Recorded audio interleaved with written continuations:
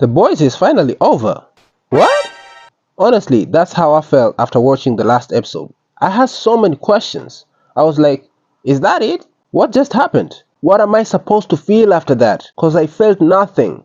Nothing. See, I love the Boss series in its entirety, but I can't help but feel that they did a Game of Thrones in this last season. And it's not just the ending that had me feeling the way that I did, but there are plenty of stuff that happened or didn't happen in this season that made it feel so. Now, I'm gonna go through some of the stuff that I feel are responsible for this season being a mid-session that it was. Alright, let's go. For the love of God! So this season started off strong, but not in the way that I thought it would. And most certainly not in the way that I liked. They had Homelander kill my boy A-Train in the first episode of the season. I mean, why? Why? This man's redemption arc had just started, so what was the point of all of it if you are just gonna kill him as the actual good part of his character was starting? My problem with this is not that A-Train died. A-Train should have died way back when he had heart problems, or when he had his leg broken and he was helpless. See, if he died in those instances, it would have made sense, but they had to give him a redemption arc that lasted for like 4 seconds. But the worst of all, he went out after demonstrating the best speed feat in the show. Brother pulled a Quicksilver only for Homelander to catch up to him moments later with ease, and he was on his ass the entire time. Look, I've had a problem with this from the start. The fact that Homelander is as fast as A-Train, a speedster, a dude who being fast is his entire thing, that didn't sit right with me from the beginning. And honestly, the way he ended up just feels like lazy writing. A-Train deserved better. Another thing is that I feel like they were showing us stuff that I deemed unnecessary at this point of the series. We get that Homelander is a weird dude, so we didn't have to see him bathing in breast milk or have his father telling him that to his face whenever they're together on screen, because it reached a point where it was like that was what Soulja Boy was here for this season, constantly reminding us that Homelander is a weird dude. You're weird! And things like this, and this. What do you mean he gooned himself obese? What? At this point it felt like they were doing all of this for shock value and being vulgar for no reason. From this angle, in a show called The Boys, who wouldn't have guessed that this old dude was gonna drop his balls literally and use them as nunchucks? Why? I think these were the reactions they were hoping to get from us whenever we were to come across such scenes, even after seeing scenes of a similar manner over and over again in the last 4 seasons. None of this landed cause you expect stuff like this to happen. We've been seeing stuff like this for 4 seasons now. Give it a rest, bruh. What do you mean, you people? I also feel like some of the characters were wasted. Characters that would have done more to make this season more interesting have been shown to do little to nothing. One of those characters is Soulja Boy. Soulja Boy was out here running around chasing after V1 for his genocidal maniac of a son, or spewing dick jokes. All your jokes are about dudes blowing dudes. You're kind of obsessed. That was all he was doing. Instead of having a bond with Homelander over the same cooch, which is super weird by the way, they should have followed the path they had laid for him primarily, which is him hating Homelander's guts. That would have made for a more interesting story. Also, there's characters like Marie and other student soups from Gen V, but mostly Marie. Marie is said to be a powerful soup, as powerful as Homelander, and is said to grow in strength once she absorbs the blood of other soups using her blood-bending powers. Look, I stopped watching Gen V, so I honestly don't know how her powers work. But the point is, she is really strong. When she got introduced this season, I thought that she was gonna do more than whatever the hell she did. I hoped that she was gonna help in the battle against Homelander, but turns out the hope that I had was fake. What was even the point of bringing her and the other Gen V soups into the Boys show? It's as if they were like, remember these characters from the other show that you don't seem to care about nowadays? Well, they're in the same cinematic universe as Homelander still. So yeah, cause they did nothing of significance that couldn't have been done by any other person but them. Why ain't no way, boy? Look, I've got nothing against Huey. See, the thing is, how they portrayed Huey in the show is he's supposed to be the normie in this group of theirs. He's supposed to be grounded, relatable, you know? But for the love of God, it's not just in this season, but also from the previous seasons. They've been constantly putting Huey in situations where he shouldn't walk out alive or unscathed, but somehow he does. Previously, I said that it was luck, like how he keeps on surviving Homelander. But luck does run out, so I rounded it up to Homelander letting him live cause he just wants to toy with him. Huey being the way that he is, you're supposed to be constantly worried about his well-being when he's in situations like this. But at this point I was like, he's just gonna make it out alive. He's Huey. He's been in situations like this before. but he survived. You're not even worried about him anymore, and he's just a normal dude. But how the hell do y'all explain him surviving this shit? This dude should have been dead like 10 times over. At this point, he operates with the Batman logic. He has the premium Plorama package. You can't keep getting away with it! I was so done with these Huey shenanigans, bruh. And then there's Kimiko. I like Kimiko. In fact, she's part of the reason why I like the boys. Gay! The show, you moron. Her ferocity, her wildness, and the fact that she says little to no words, just like how I like my ladies. Then they decided that she can talk. How? Speech therapy and therapy and... Now that she could talk, it wasn't an issue at all. As a matter of fact, it was like an upgrade, cause I was getting kinda tired of seeing her doing gang signs on my screen all the time. But someone decided for her to talk in the most puke-inducing, nauseating, TikTok brain-rot, eardrum-busting manner possible. I swear to God, every time I heard her speak, it's like I was listening to that one rapper spewing straight nonsense. I just wanted to... Y'all just had to ruin Kimiko, right? If I'm being honest, the reason why they made her talk is for shock value, but they ended up making her annoying as hell. Cause most of the time I heard her talk, I was like, What the fuck? Oh my god, bro. now, let's talk about the elephant in the room. As you've seen by the title, they did a Game of Thrones. How exactly? Let me explain. It all revolves around one character, Johnny Boy. Since Homelander was introduced, I mean really introduced, we were painted a picture of him being an unstable walking nuke that is always a second away from going off. Him being that unstable, and him being the strongest soup in the entire world, there was always that fear lingering around whenever this dude was on screen among other people.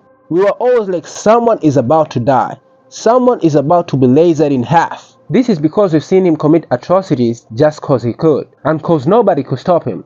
Like the deal with Butcher's wife, murking Madeline Stillwell, and the Flight 37 incident. But they continued building up on this and making him more terrifying. Like when he lasered a dude in public, threatened a girl to jump off a building to her demise, and killed the scientists who were responsible for him growing up into an unstable walking catastrophe. Then comes season 5. In the beginning of the first episode, the Flight 37 footage is aired at the Homelander convention, and I was like, oh shit, it's finally happening. Cause it said that the Flight 37 footage would taint Homelander's image to the public so much so that he would snap and all hell would break loose.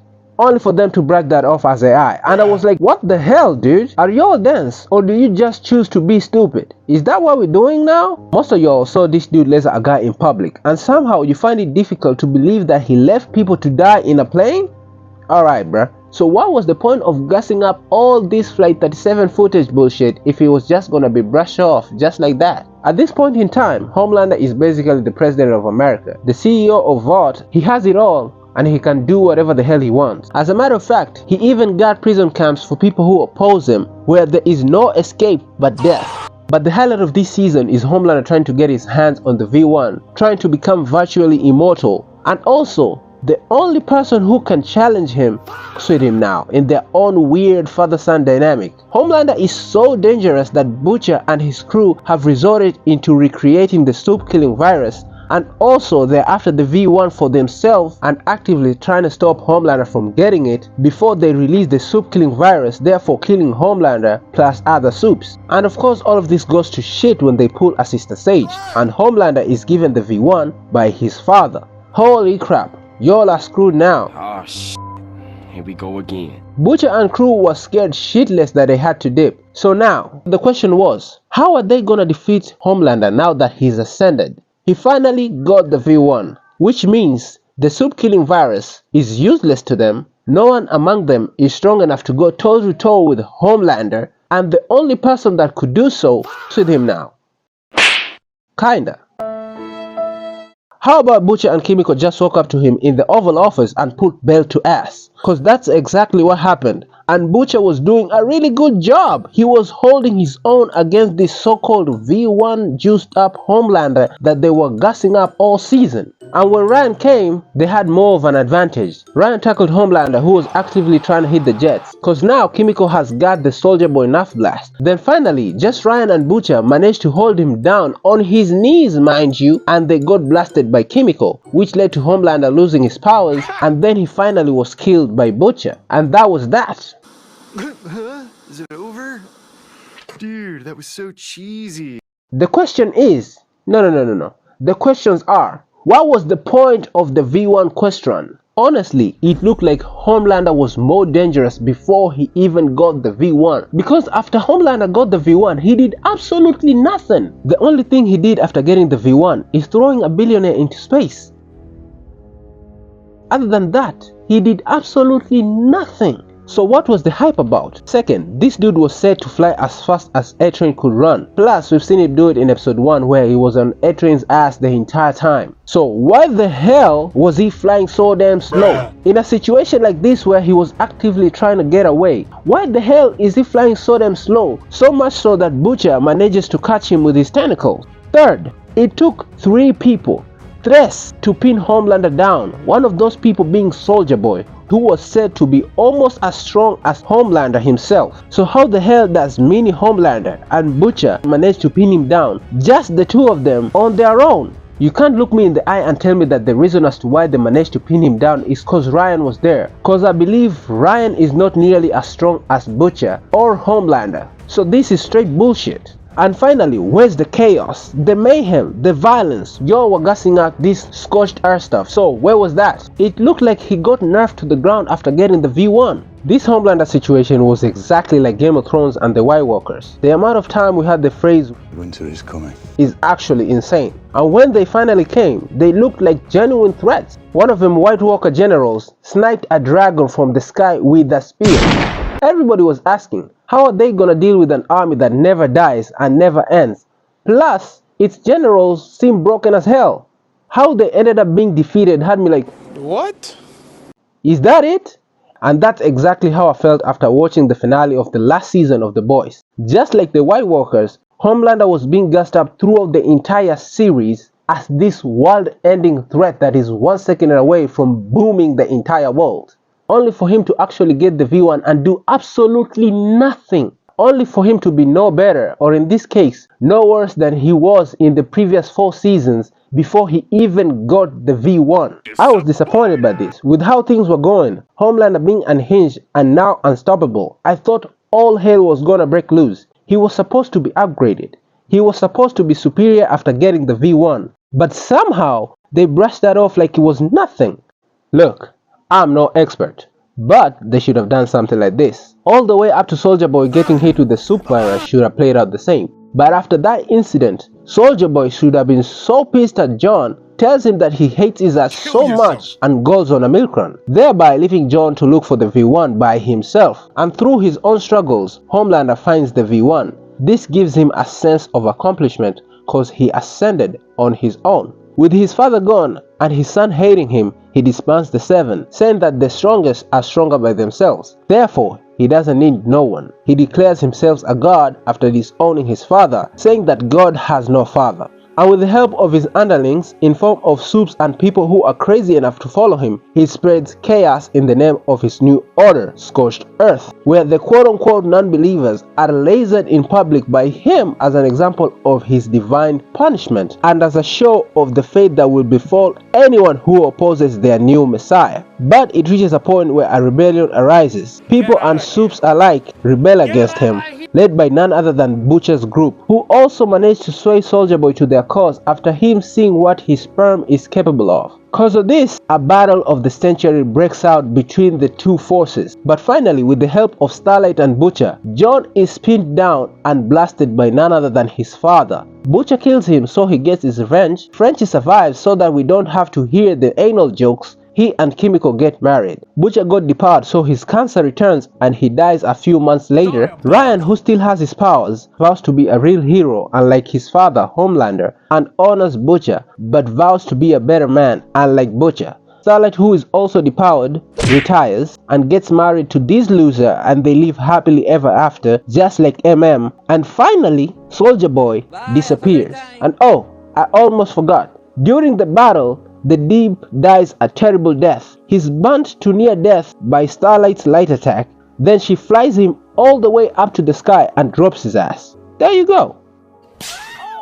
Throughout this entire season, it felt like they were speed blitzing through the important stuff or not dwelling on it at all. I feel like they dismissed some of the factors that were relevant to the story, and they put in stuff that had no relevance to the story or the characters, which ended up reducing the screen time of the important stuff. This was the final season. They should have been more focused on bringing everything that they had built up for 4 seasons together, thereby giving this series the ending it deserved. But they ended up treating it like any other season, therefore ending it the way they did. But I also gotta give him props for doing the absolute best in adapting the boys comic into a show. From what I heard, the entirety of the comics is utter bullshit compared to the show. So congrats on that. It may have not been perfect, but you did your absolute best. And if you made it this far into the video, please drop a like and sub. I'd really appreciate it.